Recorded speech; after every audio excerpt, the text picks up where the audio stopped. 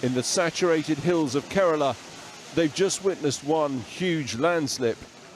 But then, 20 seconds later, this.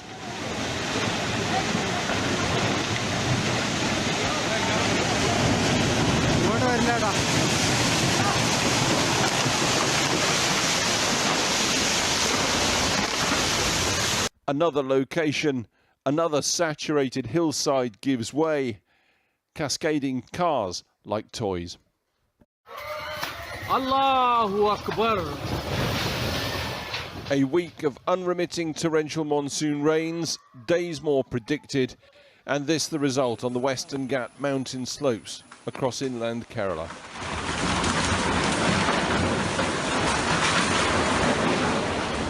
A series of Indian scientific reports specifically predicted ever-increasing monsoon rains caused, they state categorically, by global warming.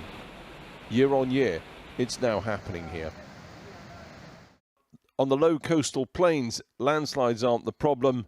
It's just now a vast area of slow-moving, ever-deepening, filthy floodwater.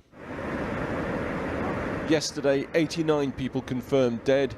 1 p.m. today, 184.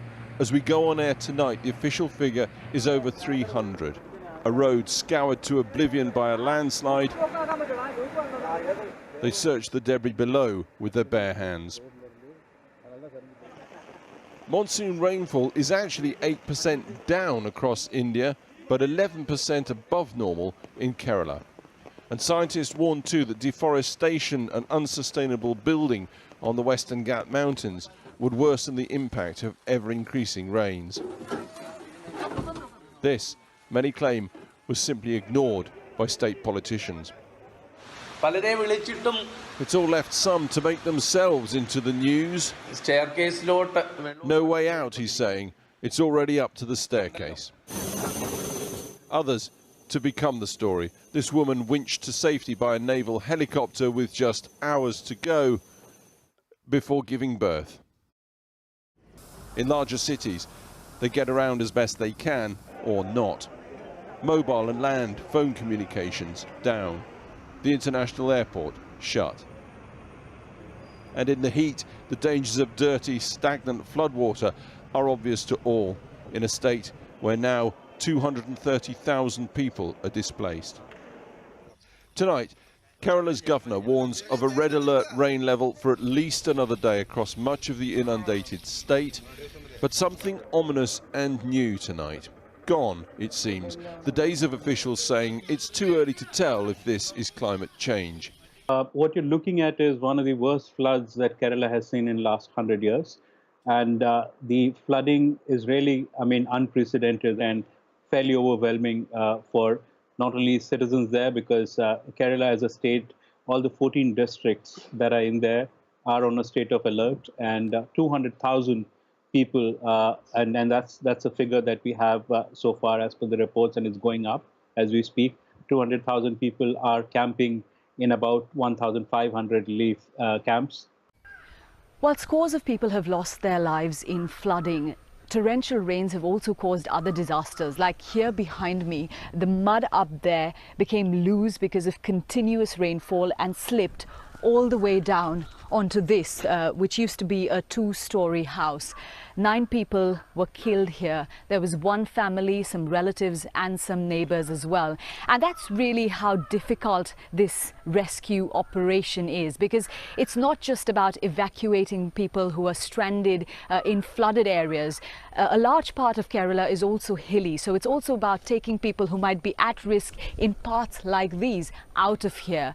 Now, thousands of basically any way possible. India's Prime Minister Narendra Modi has been in the state assessing the damage, and there is a real sense of fear and despair among people here about just when is this nightmare going to stop.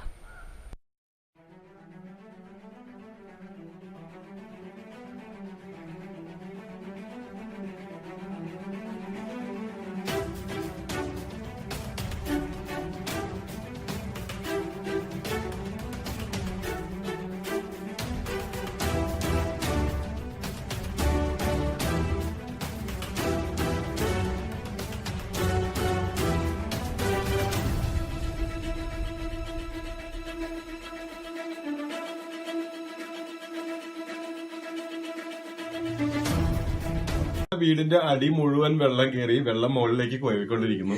ഞങ്ങൾക്ക് കുടിവെള്ളവും ഇല്ല, ഭക്ഷണവും ഇല്ല, ഒന്നുമില്ല.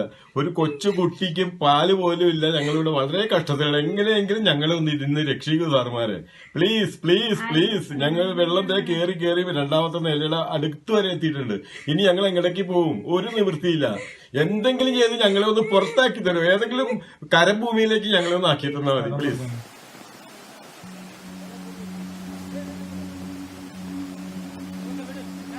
Kerala is drowning. Power supply has been cut to avoid electrocution. Drinking water supply hit as Kerala grapples with the worst rain since 1924.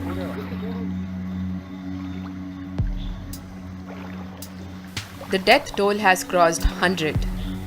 More than 50 deaths have taken place in the last 2 days. The state struggles to remain afloat, affecting over 2 crore citizens.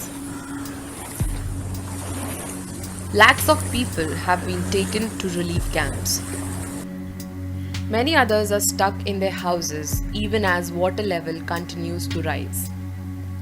Scarcity of drinking water is rising concern because of lack of electricity in most places. Phones are running out of charge and subsequently reaching out for help is becoming increasingly difficult. There are SOS messages coming from people who are stuck on terraces with water level rising above an entire floor. More than 1.5 lakh people have been evacuated to 1,068 relief camps spread across the state. Rescue operations continue with the Indian Navy deploying 21 rescue and diving teams with inflatable Gemini boats as the flood situation continue to worsen. The deluge has led to the public transportation system collapsing in several parts of the state. Flight operations at Kochi Airport were suspended till Saturday. A red alert has been sounded in all the 14 districts of the state. As the rain showed no signs of stopping, the gates of several other dams have been opened. All the major rivers and their tributaries have overflowed and flooded adjoining areas, leaving parts of the national highway submerged. Landslides triggered by the showers have claimed lives, left people injured and damaged vehicles.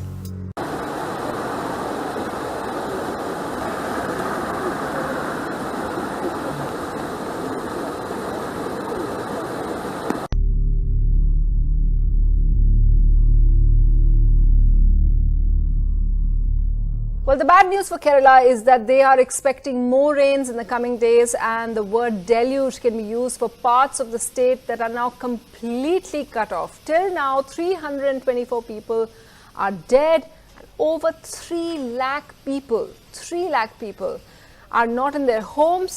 They are in 2,000 relief camps. For some people, families have been out of touch for days. Many are waiting for help from authorities.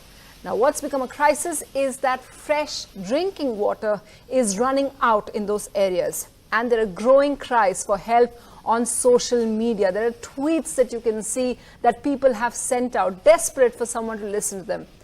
And there's now a red alert for 13 of the 14 districts in Kerala, and massive rescue operations are on by the Army, the Navy, the Indian Air Force, and also the Disaster Relief Force.